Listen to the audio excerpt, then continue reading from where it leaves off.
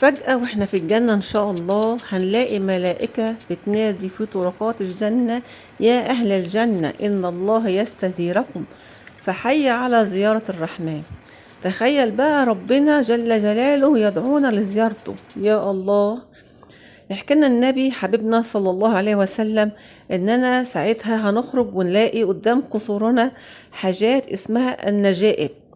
والنجائب دي هي ركوبة ربنا خلقها مخصوص عشان يركبها أهل الجنة وهم رايحين يزوروا جل جلاله.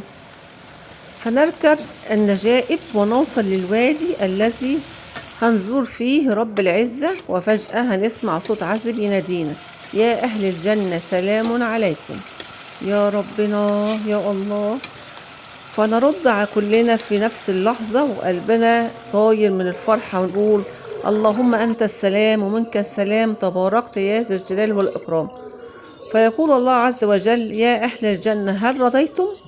فنقول: يا رب وكيف لا نرضى وقد غفرت ذنوبنا وأدخلتنا الجنة. فيقول الرب الكريم جل جلاله: يا أهل الجنة اسألوني ما شئتم. فنقول له: يا رب ارض عنا. فيقول جل جلاله: يا أهل الجنة لو لم أرضى عنكم لما أدخلتكم الجنة، فاسألوني شيئا آخر. فنجتمع على كلمة واحدة: يا رب أرنا وجهك نظرة إليك. يا رب أرنا وجهك ننظر إليك. يا رب أرنا وجهك ننظر إليك.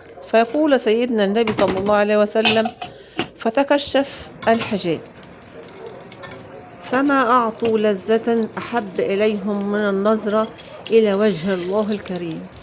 كنا دائما في الدنيا لما بنشوف حاجة جميلة قوي كنا بنقول الله، بس يومها هتبقى أول مرة نقول لها بجد: يا الله، الله فعلا. ومن أشد سعادتنا تفضل وجوهنا ناضرة مستبشرة، وجوه يومئذ ناظرة إلى ربها ناظرة. اللهم ارزقنا هذه اللحظة ولا تحرمنا لذة النظر لوجهك الكريم يا الله. اللهم آمين آمين آمين. احنا وكل السامعين قولوا آمين. اللهم صل على سيدنا محمد وعلى آل سيدنا محمد صلاة تنجينا بها من جميع الأهوال والآفات، نقضي لنا بها جميع الحاجات، وتطهرنا بها من جميع السيئات، وترفعنا بها عندك أعلى الدرجات، وتبلغنا بها أقصى الغايات، ومن جميع الخيرات في الحياة وبعد الممات. صلوا على النبي. اللهم صل وسلم وبارك عليك يا حبيبي رسول الله.